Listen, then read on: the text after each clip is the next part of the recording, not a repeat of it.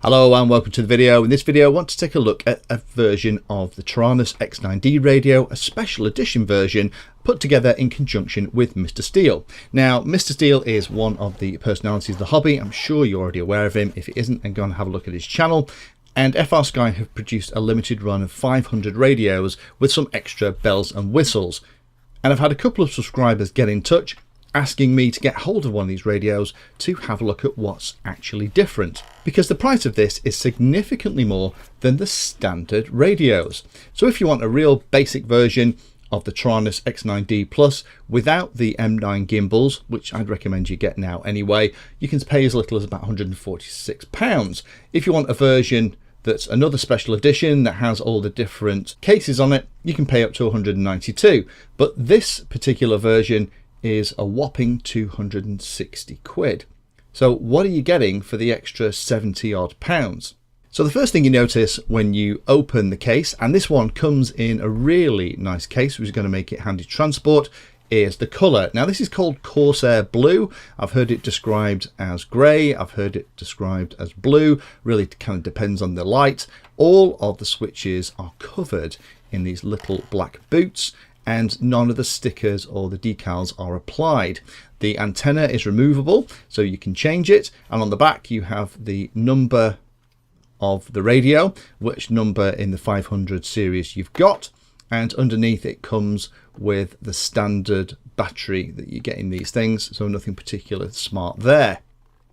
The handle is anodized black too, and it also has the M9 gimbals. Included in the case, you have the stand that goes at the back. You have a charger for the battery. You have the SMA adapter, so you can put your own antenna on the top. Lots of people have done their own mods to the original Taranis, so they can put their own antenna on it. You don't have to do that with this, that's already done. And you get the neck strap too. On the other side of the case, when you open it up, you get some pads. You can actually buy these separately for your radio already, and they kind of go behind the grips here just to help you hold on to everything.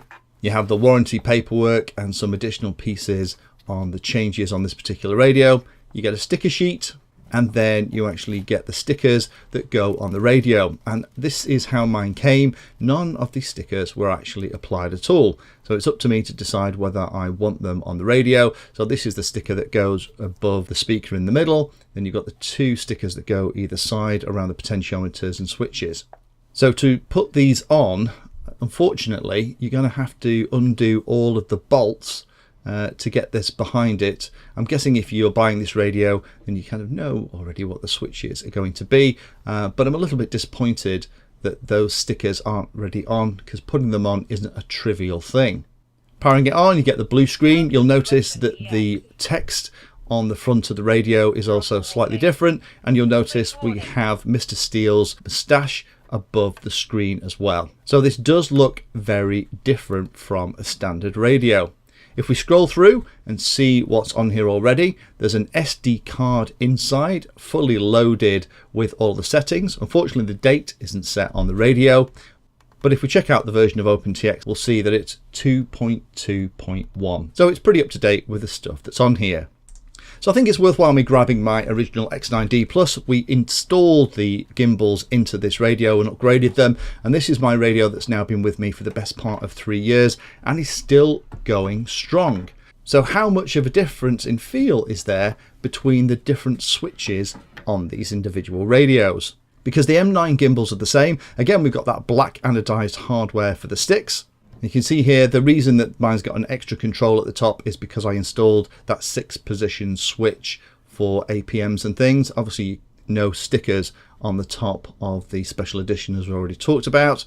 The M9 gimbals feel identical, but then they're going to. Obviously you can see the screen is a slightly darker version, and you have that different font on the front. So the only other thing then to test is, as everything else functionally is the same, what are the difference in the switches? And I must admit, the switches are nicer on the Mr. Steele edition. They have a slightly nicer feel, more positive engagement. They're not quite as stiff.